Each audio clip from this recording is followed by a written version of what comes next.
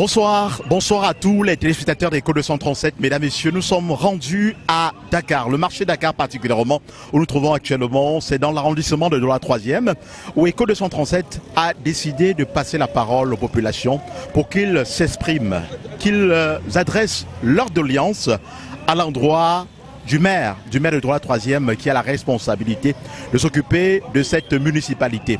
Il faut dire dans ce marché particulièrement, les commerçants souffrent. Les commerçants sont victimes parfois d'abus de la part des agents de la municipalité de Douala 3e. Les commerçants qui sont chassés, on les déguerpit tous les jours. Pour ceux qui occupent le trottoir, ils s'expriment sur la question. Nous avons voulu, mesdames et messieurs, mettre les responsabilités municipales face aux populations. Et c'est dans ce décrochage, ici, dans l'arrondissement de Douala 3e, dans ce marché où nous trouvons actuellement, mesdames et messieurs. Merci, écoutons plutôt les réactions des populations de Douala 3e. Les difficultés que nous rencontrons dans ce marché, d'abord on est tellement exposé en route parce qu'il n'y a pas d'espace vide dans le marché et on reste aussi en route juste parce que on n'a pas là où aller. Et avec la mairie, ça se passe bien? Avec les gens de la municipalité, il y a deux fois, ils nous dérangent, deux fois, ils nous laissent un peu du temps de se chercher. Mais en ce qui concerne, ils ne nous demandent rien. Ils ne nous demandent rien quand nous sommes en route. Bon, est-ce que vous pouvez adresser vos préoccupations à monsieur le maire? Vous regardez l'objectif, vous parlez à monsieur le maire. Tout ce que je peux dire à monsieur le maire, c'est de lui rappeler que c'est le bas peuple qui lui a voté. Et depuis comme il est là, nous on ne voit pas le changement qu'il a fait dans Douala 3e. Donc il n'y a pas eu de changement dans Douala 3e. Nous voulons que prochainement que ça change. Les difficultés dans Douala 3e, les difficultés de harcèlement des gens de la communauté urbaine et des manques d'hygiène dans le marché. Donc nous avons besoin, c'est au moins ces difficultés que nous rencontrons dans les marchés. Quand vous parlez de harcèlement, qu'est-ce qui se passe concrètement? Les agents de la commune prennent discrètement, nous harcèlent pour prendre de l'argent. Sans dire que le droit de la place est un taux qui n'est pas reconnu par la mairie. Quand vous parlez d'insalubrité dans le marché, ça c'est par exemple un jeudi propre. Ça veut dire que les jeudis on ne nettoie pas à l'intérieur du marché. Les jeudis propres, le maire devrait, on ne nettoie pas, le maire devrait envoyer les agents communautaires pour faire le nettoyage et ensemble avec les commerçants pour que nous fassions le nettoyage, mais ça ne se fait pas. Adressez un message à monsieur le maire, posez-lui votre préoccupation. Monsieur le maire de Douala 3e, monsieur Epoupa, nous les commerçants du marché de Douala 3e, nous sollicitons que vous structurez l'espace du marché pour que les commerçants du marché aient la place sur le marché, qu'il n'y ait plus de désordre sur le marché, que les commerçants aient des places et que le service de salubrité s'implique le jeudi pour pouvoir mieux nettoyer les marchés et structurer les marchés. Les difficultés sont nombreuses. D'abord, il y a trop de désordre. Trop de désordre. Rien n'est ordonné, comme je voudrais préciser. Alors, je voudrais demander à monsieur le maire vraiment de faire son devoir. Parce que nous, les citoyens, nous l'avons choisi pour nous aider à mettre les choses normalement. Par exemple, il y a trop de saleté partout. Il y a trop de maladies. Simplement parce que les choses ne fonctionnent plus comme ça s'est passé dans le temps jadis. Il y avait le groupe de gens appelés agents de service d'hygiène. Ils se promenaient même au marché. Même les vendeuses de beignets avaient leur certificat médical. Actuellement, il n'y a plus. Vous voyez, les rigoles sont bouchées. Où sont les agents d'hygiène qui devaient déboucher? Actuellement, il y a des maladies partout. Vous voyez, au quartier, il y avait avant les services d'hygiène qui sensibilisaient les habitants du quartier. Les latrines étaient contrôlées, les maisons, porte à porte, on donnait les instructions aux gens. Actuellement, il n'y a plus ça.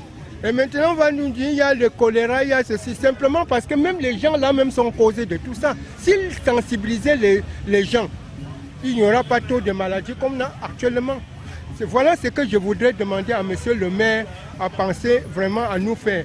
Il est vrai que le temps est difficile. Nous demandons aussi qu'il nous aide à surmonter les difficultés qui nous accablent actuellement. Le difficulté de rencontrer sur le marché, ce n'est pas casser les gens en route qui fait problème. Il faut d'abord que vous arranger les gros trucs qui sont en route. Il fait que tous les jours il y a l'embouteillage. Ce ne sont pas les camionneurs qui créent l'embouteillage. Son travail, ce n'est pas de chasser les gens en route. Pour chasser, il faut d'abord qu'il arrange tous les trucs qui sont au milieu de la route. Nous, on souffre d'abord à cause de ça. Le problème de ça, on dit que on dit descendre. Tous les jours, on vient d'arrêter les tickets. On chasse quelqu'un le matin, on vient arrêter le ticket chez lui. Quand si on a chassé, on chasse. On ne chasse pas de matin, on met notre. C'est pas bon. C'est pas ça qu'il faut voler au Cameroun. Le Cameroun demande tous les jours, tu passes partout. Les gros trous partout, les marteaux. Et on dit que le Cameroun va avancer. Il faut que le Cameroun avance normalement. Et que le monsieur le maire qu'on a voté, qui fait vraiment son travail, il ne fait pas son travail. Ce n'est pas s'asseoir au bureau, manger l'argent qui fait le problème. Il faut qu'il donne la force au Cameroun de travailler. Il dit, monsieur le maire, bonjour. Que pardon. Le travail, ce n'est pas enlever les gens en route. C'est de faire évoluer ce marché. Arrêter d'abord tous les trous en route. À nous faire plaisir. C'est ça que donne ce mot. Qui regarde ça dans le bon sens. Par rapport aux difficultés que nous rencontrons, elles sont vraiment énormes. Déjà avec les agents de la police et ceux de la commune qui nous mettent souvent les bâtons dans les roues en nous menaçant sur la route, en balançant aussi nos marchandises, ce n'est pas toujours évident. Bon, c'est vrai qu'ils estiment que vous avez occupé le trottoir, non? Je pense que c'est ça là. Oui, là c'est vrai.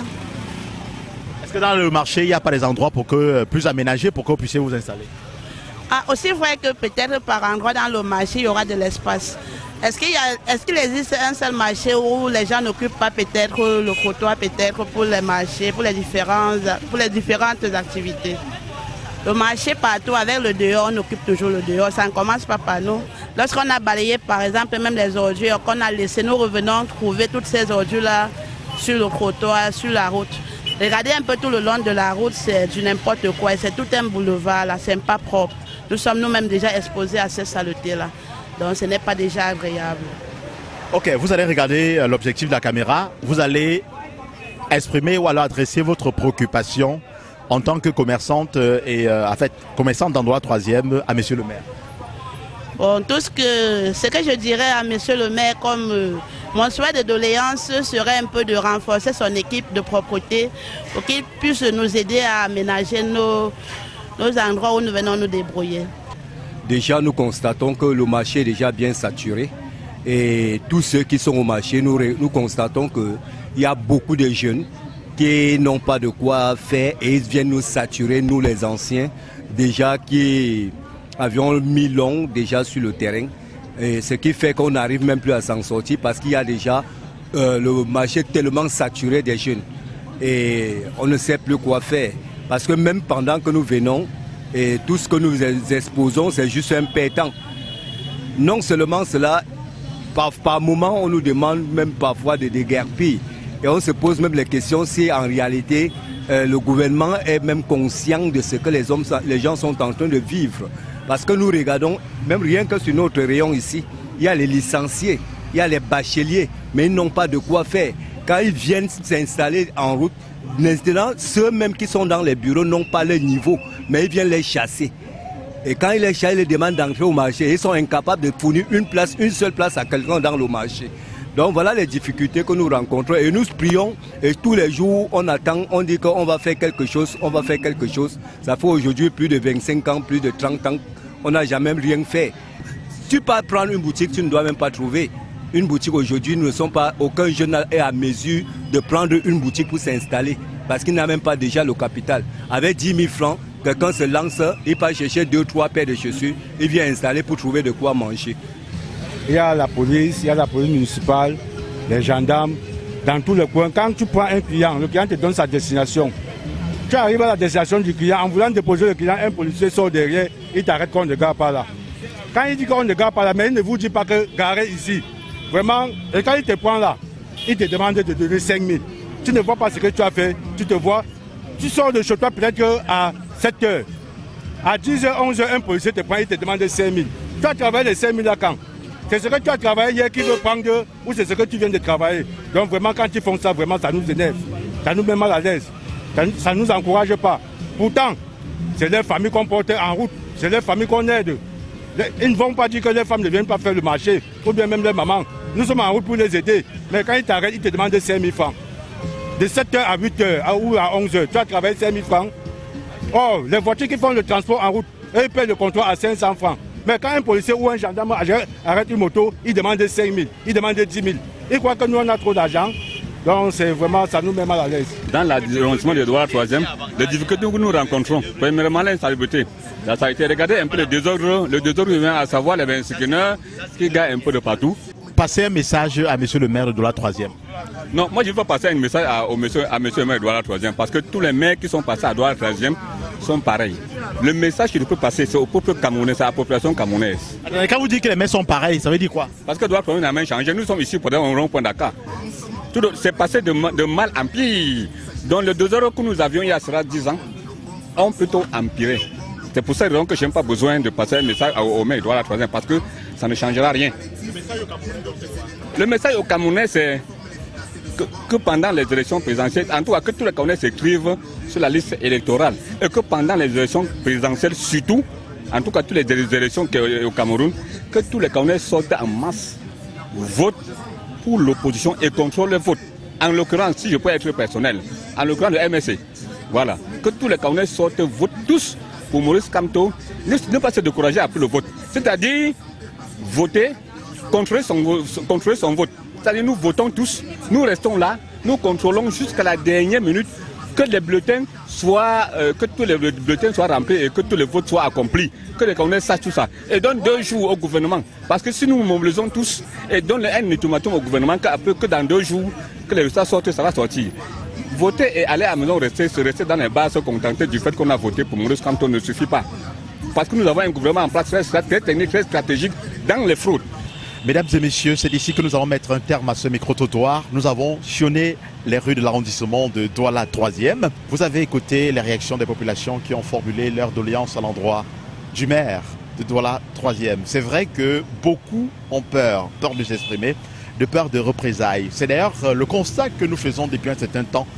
Lorsque nous sillonnons les rues des villes camerounaises, les gens ont peur de s'exprimer, les gens ont peur de donner leur point de vue concernant la manière dont la chose publique est gérée, parce qu'ils ont peur de représailles, comme je le disais tantôt, mesdames et messieurs, mais il faudrait quand même que cela change un jour, parce que si les gens ne s'expriment pas, si les gens ne donnent pas leur avis, si les gens ne donnent pas leur opinion, il sera difficile pour ces dirigeants véritablement de pouvoir améliorer leur gestion. Donc c'est le cas, c'est aussi la responsabilité des Côtes 237 lorsque nous rendons auprès de ces populations-là pour arracher leurs avis.